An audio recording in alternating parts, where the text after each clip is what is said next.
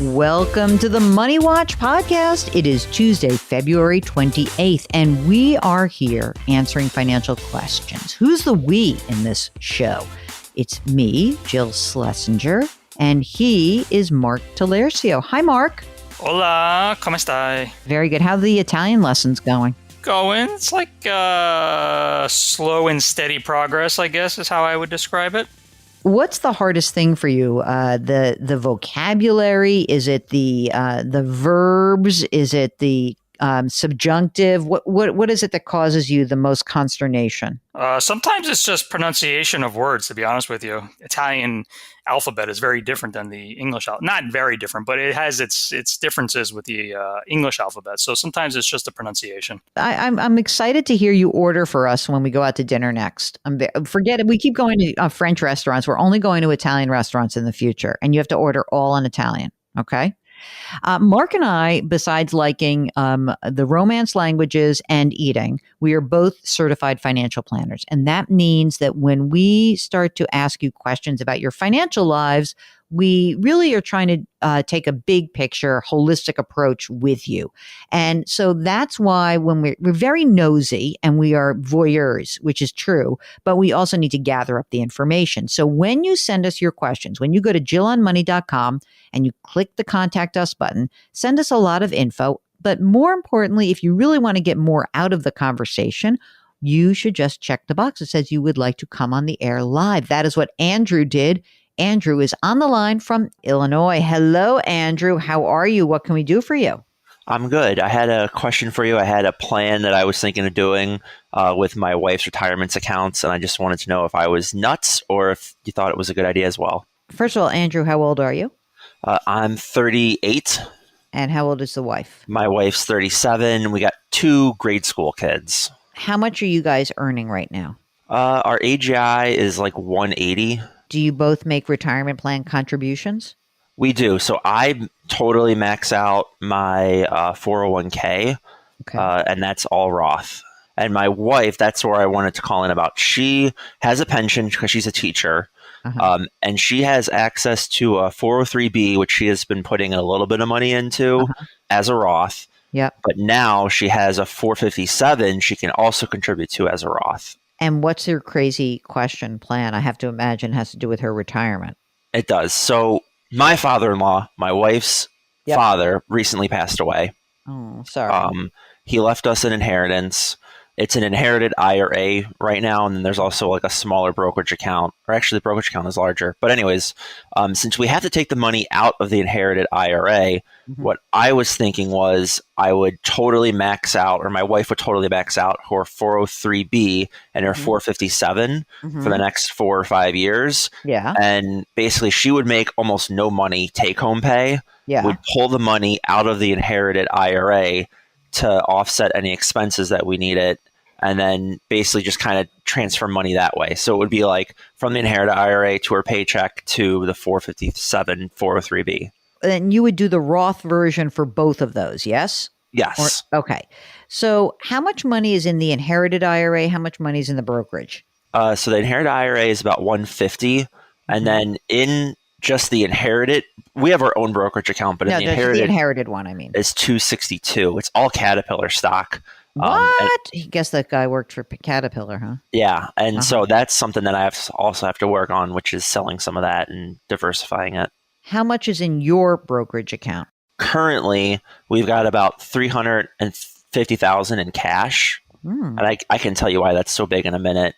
But I also have an inherited IRA, but mine is an older one. Yeah. So it's I have my lifetime to withdraw it, and so that's at $800,000. Jesus.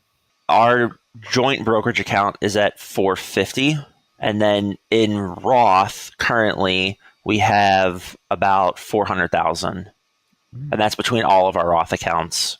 Any pre-tax stuff that's floating around? Well, the inherited is pre-tax. No, I mean in your own names. I mean, the only thing that we have would be my employer contributions in my 401k, but it's pretty small out of that total. Okay. And do you have any money in 529 plans right now? We have about 180 in 529 plans. And is that it? That's all you're going to do? Or do you think you need to do any more? That seems probably about right for grade school kids. I was probably going to keep doing it just because I'm crazy. And then I figure if they don't use it, I'm sure maybe grandkids one day or something could use it. Okay. So the question is it nuts to fully fund the 403B and the 457, the two Roth options, with basically her whole salary? So how much longer do you think she's going to work? For a while. Okay. Are you going to do a tenth of it over 10 years? Are you going to just do it a little bit over time? Are you going to take a chunk out now? What's the game plan in terms of what you really need? I would probably take out like 30 this year, 30 next year. So like 30,000 for 5 years. Does that math that Yeah, up? hold on a second. Let me just think about this for 1 second. You own a home? Yes. You have a mortgage that you deduct interest? Yes. Okay. How much is the house worth? Maybe 700,000. And what's the remaining mortgage? For 20 something. So if I look, so when you said, you make 180 grand AGI, I look at that. So here's the thing with that. I was trying to figure out the best part to add this. So we are very lucky. Mm-hmm. We get a sizable gift from my parents. Yeah. And we get a gift from her parents that they didn't make this past year when her father passed away, but her mom said she might start making again next year. Is that? But you didn't include that in your 180. No, I did not I'm just talking about include your tax. Okay, I'm cool with that. I just wanted to know what your tax liability is. Okay. So I'm guessing that you're in the you're in the 24-ish, some 22, but your top bracket would be 24%. I mean, you're probably mostly in 22%. If you take this extra 30 grand out a year, you'll pop up into the 24%. It's fine. No biggie. And I have no problem. I like this idea. I think this is a great idea. Using this time to you drain the inherited IRA, you have a whole bunch of money in inherited money anyway, and it sounds like you're still getting a lot of gifts. And how are you doing the 529 plan in terms of cash flow? Are you just doing it out of your own cash flow, or are you using your parents' gifts to do that? Using my parents' gifts mostly. Okay, good. What else do we need to know that you should, besides your crazy idea? Is there anything else that's going on? I presume because you have so much money and you're now used to having, unfortunately, a little estate 101 from your parents' death, that you have your estate documents, right? We do. Okay. Life insurance or no life insurance right now? My life insurance is through work, and so is my wife's. How much? I don't remember exactly, like 500,000. When I was doing it, I was basically saying I just want enough to pay off the house, because I figured if something happened to me that my parents would help my wife. Yeah. Okay. I think this is a pretty darn good game plan. Mark, do you like the game plan? I do like the game. I mean, it's a great way to supercharge the Roth savings. Why did you think it might be a crazy idea? I don't know. I guess I thought it was crazy because the idea of basically my wife making no money and then trying to pull it all out of the inherited IRA when we could probably spread out the inherited IRA and pay less taxes on that was maybe more like a traditional plan to do. But I really would rather pay as much taxes as I can while we're in the 24% tax bracket, and then get all the growth from the Roth tax-free. Yes. Yeah, that's exactly how I think about it. I think it's like a bet on where you think future tax rates are going to be, right? That's really what I think. So I think it's a great idea. It's not crazy. I like this idea. I'm also paranoid about my inherited IRA because I take out the minimum, I take the RMD, and that's it. Mm-hmm. And I am partially worried that when I'm 65, it's just going to be like a huge taxable amount, a huge RMD every year. So anything that I can do to help chip away at that, I wonder if I over prioritize. And so that's why I wasn't sure this was a good idea or if I was going off the deep end. Well, I think let's get rid of this one. Let's get rid of the IRA that has the ticking time bomb on it, which is your father-in-law's. Let's get rid of that first. And then I think you start looking at the other inherited IRA and you start to think to yourself, well, should I start dribbling money out? Is that something that I should start to do sooner rather than later, right? Should I get that out of there and, pay the tax that's due and, whatever. There is certainly a good reason to do that. But I think this game plan right now would be fine. Listen, there's so much money in that inherited IRA, that 800 grand.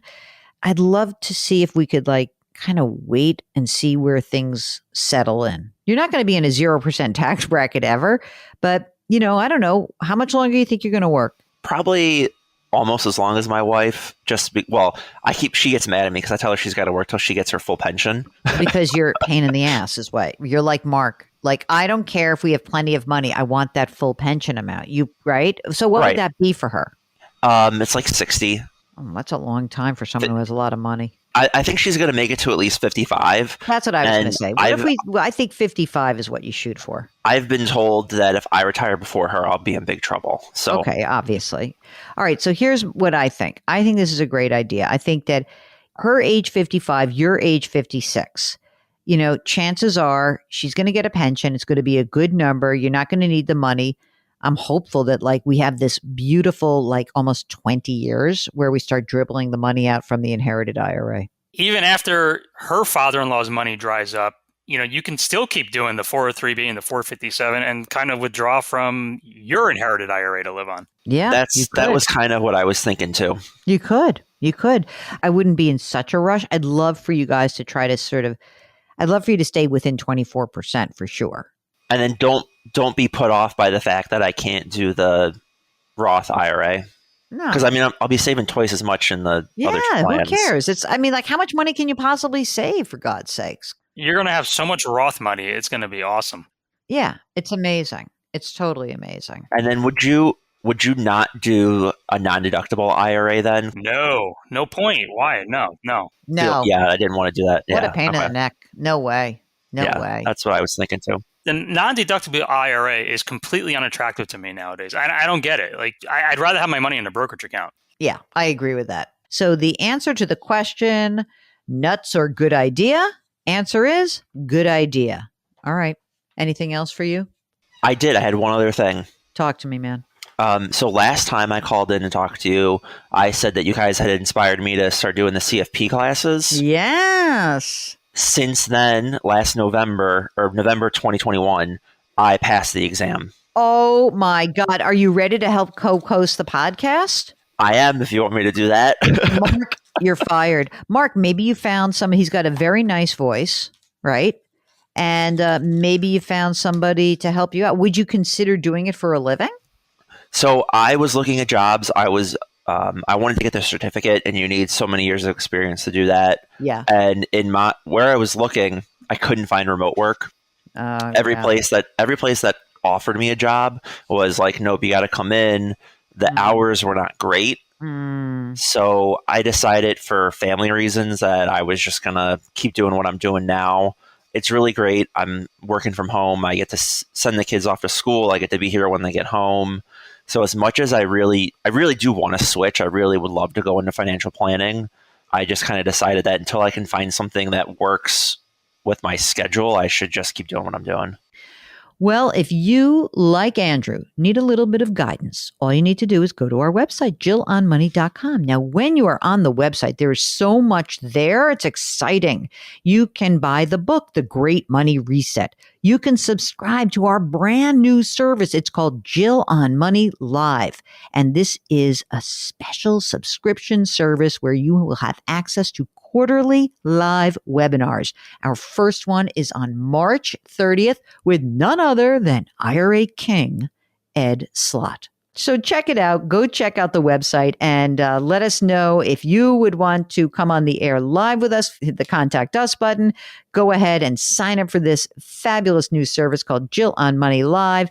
And don't forget that if you have a comment or if you're really interested in the webinar series and you've got guest ideas, we'd love for you to suggest that. So we'd love to hear from you, and we are very much appreciative of everything you do for us. Okay. Don't forget that you can leave us a rating and review on Apple. And let's do some business. Mark Talercio is the co-host and the executive producer. Karen Kranick is our web queen. We are distributed by Paramount Global. We drop our episodes on Tuesdays and Thursdays. Lift someone up today. Change your work, change your wealth, change your life. Thank you for listening. We'll talk to you on Thursday.